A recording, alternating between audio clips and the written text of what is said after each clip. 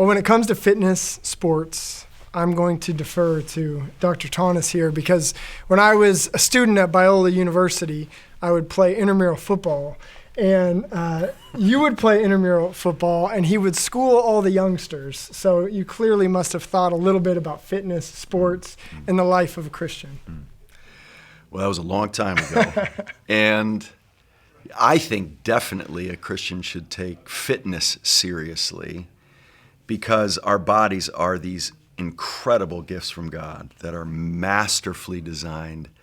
Just the human hand, just the way the body works is a tremendous gift. And we are embodied souls, and the resurrected state will be embodied. And so we can't slip into a mentality that overvalues the soul or the spirit or the immaterial over against the material or the physical. We need to realize that there's a holistic view biblically of human beings as body and soul, and so we need to care for our bodies and our souls, and also realize that those two work together, that often the health of your body has an effect on your soul. The Psalms talk about that, Proverbs talk about the effects, the relationship between body and soul. So if we don't take care of ourselves physically, it can have spiritual, emotional, physical effects on us, even relational and practical effects. You just can't do certain things, go for hikes with your family, play with your kids, do the sorts of things you can. I was thankful that I was able, as a young professor, to play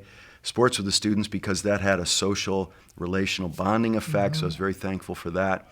And yeah, to steward our incredible gift of our physical bodies, I think is a expectations Christians should have on themselves. Yeah, I feel like for me personally, I've wrestled with this question throughout my life because I grew up loving sports, loving fitness, but I felt this tension between my love for basketball and my love for Jesus.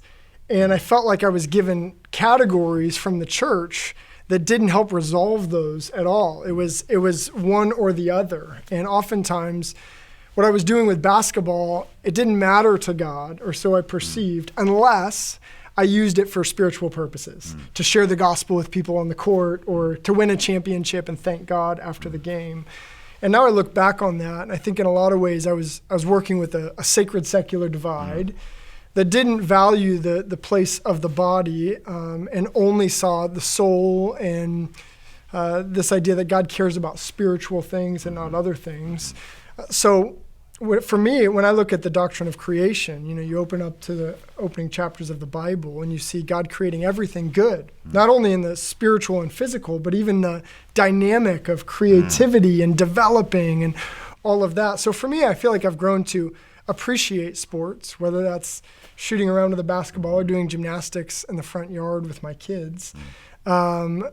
But there's a tension in that as well because it can quickly veer the opposite way, which I think we see in our culture a lot with fitness and sports. You have to wonder even, I was just thinking, if even the question of whether or not we should take fitness seriously is a pretty modern question. Yeah. I bet for all of human history, going out and doing something in addition to bringing the crops in right.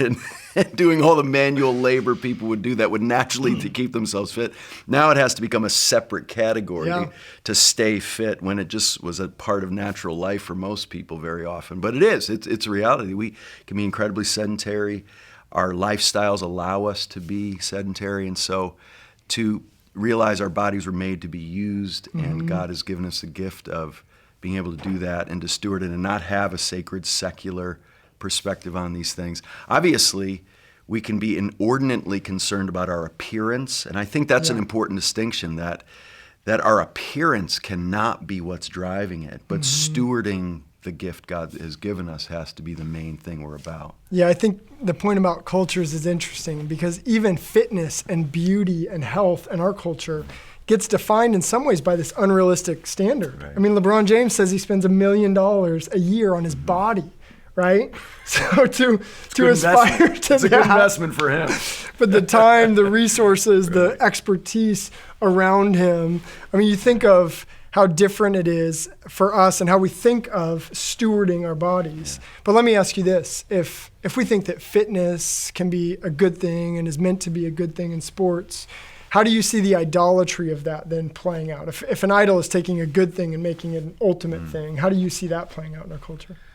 Well, one is being driven in our efforts at what we call fitness, but it's really just an impression and appearance that we're trying to give to people of youthfulness, which is an idol in our culture, of an appearance that is impressive in some ways.